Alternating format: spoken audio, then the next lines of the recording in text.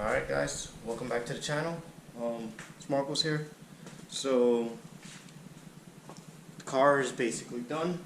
Just waiting on K-Pro, some rear diff components to get the rear diff done, and then basically the engine break-in, and then signing up for a dyno session. So before we get on the dyno and we make the power that I'm guessing I'm going to make, which is, my guess is going to be anywhere from 280 to very close to 300 wheel. So today's episode, we're just going to talk about my whole engine setup, what exactly I have done, from literally bottom all the way to the top. We're going to talk about it all. That way, in the future, you know, because in all my builds I always get questioned, oh, what's your setup, this and that, and you know, so before we even get on the dyno, before the numbers are made, we're just going to talk about my setup and my prediction, and after the dyno session we'll make another video, and if I hit my goals we'll just talk about that, and if I don't hit my goals we'll talk about why I think I'm not hitting my goals, which I'm pretty sure I know already why, but we'll wait till that day comes. Alright guys, so we're going to start from the bottom and we're going to work our way all the way to the top. We're going to talk about the internals, we're going to talk about bolt-ons, just engine-wise. We're not talking about transmission, drivetrain, or not. We already know it's all-wheel drive element, so we're not going to get into that. But we're going to talk about everything else. So we're going to start all the way from the bottom, literally running a steel oil pan. Yeah, we're getting into that detail, guys.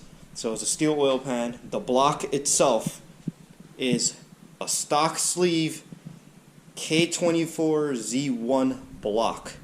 I don't think you're going to be able to see that. It's all the way in there, but it's a k24 Z1 block with a K20 oil pump. So there's just a little 10 millimeter bolt that you need to block, because you got to do oil relocation. So it's on the back of the block on the Z series blocks, like it's the oil filter somewhere else. So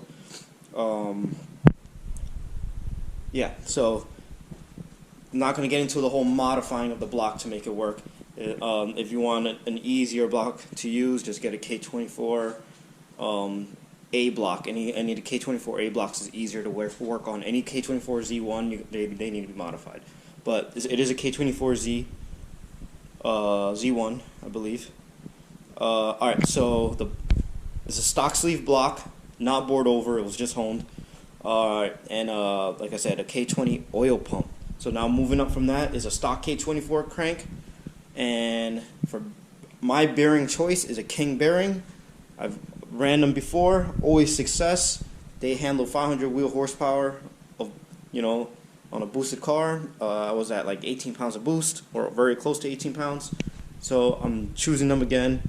It's apparently supposed to be, you know, it's good for race use, but the thing is supposed to be really good for daily driving abuse also. Even though it's not a daily driver car, the fact that it can last in a daily driver car, King bearings, is a good sign. So that's the choice I went with. So I'm using King bearings. And now we're going to move on to the connecting rods. The connecting rods are manly, just off-the-shelf manly rods, nothing special, just K-series rods. And for pistons, we're running CP 12.521 compression pistons. I believe they're aluminum pistons. So that's basically the whole block.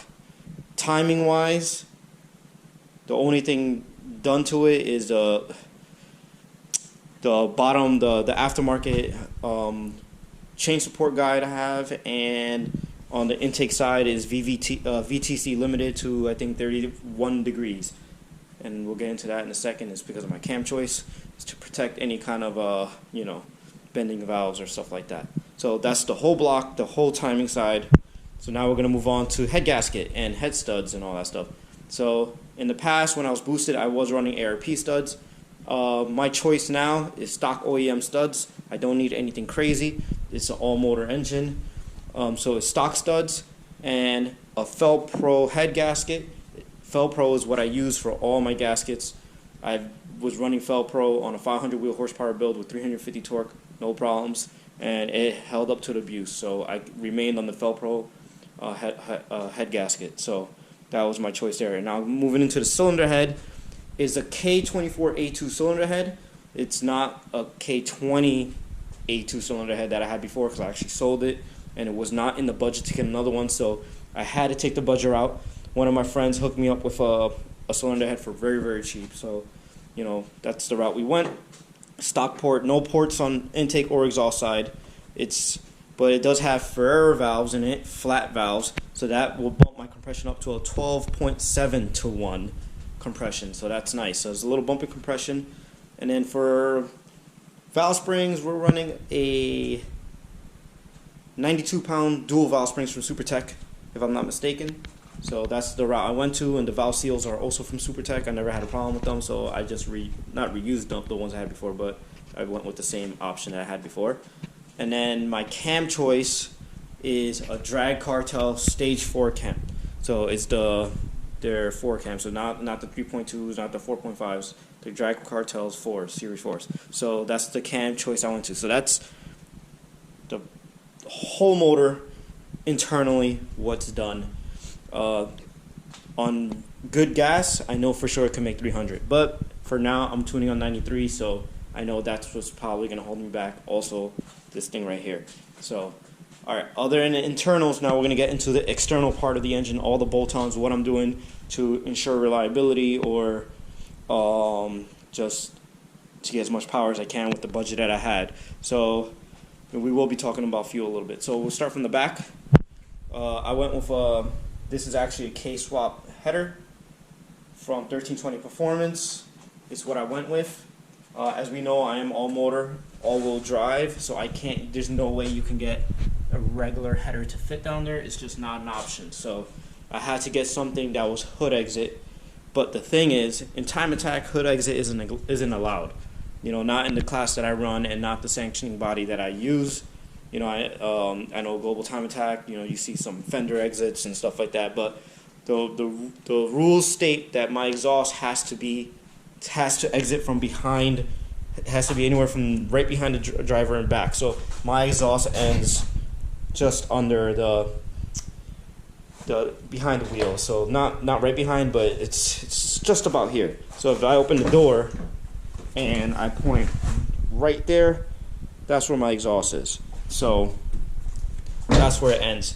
So what I did was I took a 1320 Performance hood exit and made a downpipe, and so the 1320 Performance hood exit, it comes out as a 2.5 inch and megaphones into a 3.5 inch. So right after the downpipe, we reused the megaphone for the bottom part of the downpipe, so it goes from a 2.5 to a 3.5, and then for the exhaust, it scales back down to a 3 inch. So hopefully it's enough exhaust to push for the power I want. I think it will be. The only worrisome part I have is right here is the 2.5. I tried to keep it as short as possible, but it's just we're not playing with a lot of space, so it was difficult, you know. And this is my first time ever making a downpipe, so, and an exhaust, so you know it's a bit challenging. So I mean, in the future, if we found tuning wise and the tuner says the exhaust was a little restrictive, we'll go back to the drawing board and we'll make something better for the downpipe whenever I feel like the car needs more power. But you know, for now, we just need a base tune to start shaking the car down, start finding the problems, and just start learning the car. And as we learn the car and we feel like we want more power, then we'll worry about that. So that's the exhaust side, nice and simple, and it only has one resonator in the rear. I don't know if it's a resonator or an exhaust, but a resonator or a muffler. I'm sorry. So it has one. All right, and that's it. That's it for the exhaust side, and then we start moving towards the intake side. Before we get into all that, we do run a 3-port catch can. Nothing crazy. It's just to give the engine a little bit more breathing. We have 1 port in the block, 2 off the head, small catch can right here in the front, and that's basically it for breathing. And then from there, we'll move. We have a Skunk 2 Ultra intake manifold. This is the street version, not the race version, guys. This is where I feel like I'm losing a little bit of power. This is where I feel like I need to go bigger, this intake manifold and the throttle body, in order to hit the 300 horsepower mark. 280, I think I got that. I'm pretty sure this thing is at least going to dyno 280 wheel. Anything higher than that, it really is all going to depend how much air I can pull in. I think the exhaust side should be fine to about 300, but this right here, kind of worries me. But it's not in the budget to go either a race style or to add a plenum. The plenums are expensive, and honestly, we're just gonna rock it like this and use what we have to try to just make the most power we can. It's not really a big deal if we shoot at the 200 wheel horsepower mark, 280 wheel horsepower mark. I'm gonna be happy. That's still good power. The car is still gonna move. As you guys seen the inside of my car, it's gutted as fuck. There's barely nothing behind the dash. The car does not weigh much. The all-wheel drive wasn't done for launching and drag racing use. It was done for performance gains. So front-wheel drive has oversteer, and we're just trying to get a little bit more push in the rear and just trying something different. This an all-wheel drive RSX. Oh, I dropped the charger. Oh well. An all-wheel drive RSX has never been done for time attack racing. Some people have done it in drag racing, and just like any other all-wheel drive car, it works. But now we're gonna see if we can make this thing carve the corners even better. So that was the point of the whole all-wheel drive decision. It was not for launching. It was not for the quarter mile. It wasn't about going super fast and hook. It was all about cornering capabilities. That was my choice in that, guys. All right, so moving on from the Skunk 2 Ultra Street, we have the Skunk 2. I believe this is a 76. It's 3 inches. So whatever 3 inches turn into millimeters, that's what this is. I don't know. I don't remember that 76 or 74, but I believe 76 millimeter throttle body. So that's also another bottleneck right there. And my intake is pretty good. I have a full 4-inch intake. Obviously, it goes from 4-inch and it dumps down back into a 1-inch. There's nothing I could do about that. I can't upgrade the setup anytime right now. Maybe down the line I can upgrade it, but this is what I decided. Obviously, we want to stop as much heat as possible from this heat soaking because it's in the engine bay. I tried to put the filter as low as possible to get as much cold air. So the only thing I don't like is obviously the radiator is right there. So what I'm thinking about doing in the future, not yet, we're gonna make kind of like an air box there, and then maybe take this fog light out, and we're gonna make like a funnel, a way to funnel the air into that area. So when it's in motion, it's gonna get cold air blasted in there, and that shouldn't be a problem. So that's where I went for an intake. That's my whole engine setup, and I'm just gonna give you a little bit of fuel. Fuel is easy. I'm just running 1000cc injectors, stock fuel rail. Does have a return line from the regulator. Is using the stock base pressure. I'm not running more pressure than stock. I have more than enough fuel, and I can more than supply enough fuel for this kind of setup. So stock base pressure for fuel that the RSX runs with stock, and then in the back, out of the fuel cell, we have a Grams fuel filter and a 044 pump from Grams as well. And guys, that's basically my whole setup, and all that goes through a twin disc action clutch, and the rest is, you already know, on the whole all-wheel drive thing. So that's my whole setup. I'm not gonna be one of those people that hides my setup. I want everyone, if they like my setup, they're more than happy to replicate my setup. And, if it's something that they like, why hold back from people to, I'm not doing like competitive drag racing where, your setup is really important. So people get very secretive in drag racing because your setup on the car really dictates a lot. It's not in time attack. It's just one thing, but the behind the wheel is the most important thing. So, I'm not gonna hide my setup from anyone, just in case if it makes the power I think I'm gonna make, and someone wants to make similar power, they can go for it. They can replicate this setup. Like, hit me up, man. I'll guide you guys in the right direction.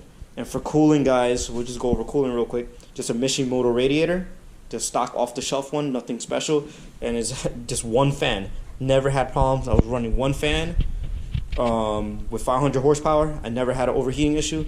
I'll tell you right now, people complain about, K-Series overheating. Once you go K24, overheating. Bullshit, guys. If you have an overheating issue, you have bigger problems, okay? Either you're not bleeding the system properly, which is a big thing that I notice people don't know how to do for some reason. They just don't know how to bleed a coolant system. It's not hard, guys. Buy the right things. Get the funnel onto here. Jack up the car a little bit in the front. let the car run a little bit, you know, give it a little bit of rest, burp the air, guys. Let it, don't just 2 minutes and you're done, you know. Let her idle for a while. It shouldn't overheat, guys. You should not have an overheating issue on a K-Series, especially if you're making 500 horsepower or less. Okay, guys, so like I said, I literally have one fan in there. I was running 18 pounds of boost, and I never had overheating problems, whether it was a bottom mount turbo or sidewinder. My engine always ran at a good temperature. You know, make sure your thermostat is not sticking. You know, make sure you don't have trapped coolant. I mean, trapped air bubbles. Water pump. You know, like make sure your water pump is good. You know, they're not that expensive for a K-Series. Just get it, replace your water pump. You know, there's options, guys. Like don't think, oh, I need a bigger radiator, or I need this, and that. You know, and you guys are going for some crazy thick radiators for no reason, or electric water cooling, and you don't need that. You don't need that for until you go for really huge power, guys. All right, but that's my whole setup. I hope you guys gained. Turn the camera this way. Hope you guys gained a lot of information from this video. If you have any more questions, just let me know. You know, smash the like button if you like the information I just dropped. Share if you can, subscribe if you haven't, but yeah, I just wanted to make this video before we start dropping some numbers on the dyno. So I will be making a dyno day video. It's not ready. There's still a couple more videos I'm going to make before I schedule a dyno tune. Like I said, I'm going to get the rear diff things done. I'm going to do engine break-in video, and we're going to do just a first test drive video. I mean, the car is going to be drivable most likely once I throw a little small base map in there, and I'm going to get my first impressions of the car completely untuned. No pulls, obviously. I'm not trying to blow something. It's just going to be just around the block kind of driving. No high RPMs. I just want to see how the car feels, see where get the car up to really good temp, and don't put the car on the load, but just have some load going through the engine. See if we find any leaks, whether the oil leak, coolant leak, or whatever, or we want to make sure the thing can actually drive under its own power, kind of, before we throw it on the dyno, and then we get on the dyno and we're like, oh shit, we have bigger problems, you know? And then that's just a waste of a day. So I'm going to try to avoid that, guys. But I'll be taking you guys along the way. Like I said, give me a thumbs up, subscribe, share the video, guys. Till next time, I hope you guys enjoyed the content today. I know it's nothing crazy. I'm just going over my build. I know I've done this in the past, but I'm just going over it again. Before we get into, I know the video that a lot of people are looking forward to is the dyno day video. A lot of people just want to see this thing rip. A lot of people want to see all four spinning. I'm gonna get you guys that video really soon. I promise you. All right, just give me another week or two, because K Pro is coming real soon. All right, guys. All right, man. Till next time. Peace.